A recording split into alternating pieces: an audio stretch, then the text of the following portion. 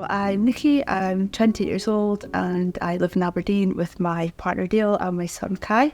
Back in September 2022, I started to experience irregular bleeding in between periods, and my gut instinct just knew that something wasn't right. So I got in touch with my GP and ended up having my next smear test pulled forward. I've had blood tests taken, urine samples taken, and was later referred to get a pelvic ultrasound done up at ARI. So everything came back absolutely clear.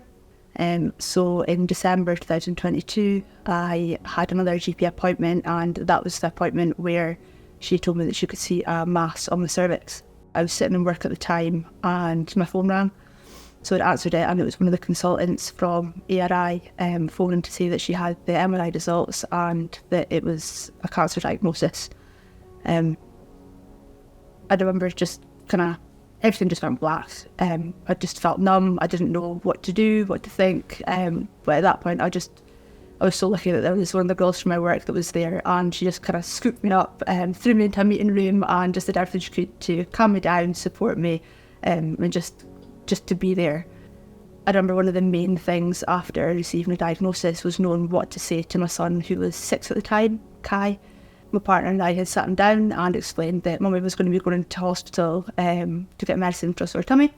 So on a Monday, which was my chemo day, that would be where I wouldn't be home till around kind of 7, 8 o'clock.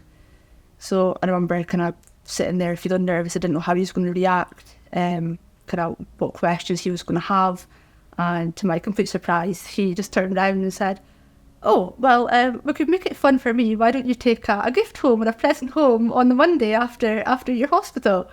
So I think he's probably got a little bit of that dark sense of humour as well. So he didn't know what was going on at the time. When you're diagnosed with cancer, everyone around you starts to treat you differently, whether they mean it or not. But because he didn't really know what was going on, I was still mummy to him. When I turned up to chemotherapy on the first day, the nerves were just, kicking in. But as soon as I walked through the doors, I seen the volunteers from the anchor unit who were going around with their trolleys with the teas and coffees, and they just instantly put your mind at rest. Like it really did feel like there was a bit of home there sat with you at the time. They'd do anything they could just to support you, make you laugh, make you smile. They were absolutely incredible. So the last part of my treatment was the brachytherapy, which is an internal radiotherapy. Both physically and mentally, it was really challenging. But again, there was anchor staff that were on the unit who were absolutely incredible as well. The one person that springs to mind is Lisa. For the minute that I was on the ward, she was just there. She was like a guardian angel. She held my hand and let me squeeze the life out of her hand while I received the treatment. So I was just exhausted all the time. There were some days that I could barely lift my head off the pillow. Could barely eat anything, drink anything, but my partner Dale was just there through the whole process. He was just my biggest supporter. He still continues to be the biggest support ever. As with my mum, my grandma and my son, they were absolutely incredible.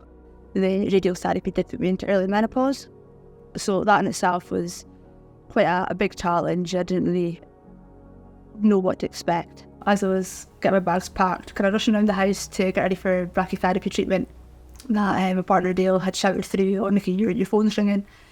So I looked at it and just straight away I knew it was an NHS number. So I'd answered it, and it was my amazing consultant, Dr. Kennedy. So she says, "Oh hi, I just wanted to phone and let you know that I've got your pre-op MRI results here, and I've had a complete response and the cancer was gone." So I remember just thinking, "Oh my God, what is going on?" I think I got her to repeat that about 6 or 7 times. I wrote it down on a bit of paper. I put her on loudspeaker, and Dale was in the background, like not knowing what to do. But no, it was just, it was absolutely amazing. I knew about Courage beforehand. Was getting tagged in lots of videos on Facebook, and people were saying, "Oh, why don't you apply for it?"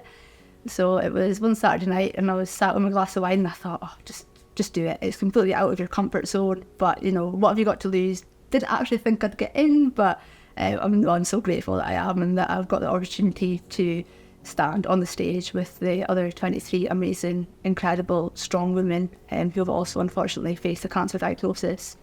I just think it's, in a strange way, it's the therapy that I didn't know that I needed. And it's just been absolutely amazing from start to finish, and I'm just so grateful.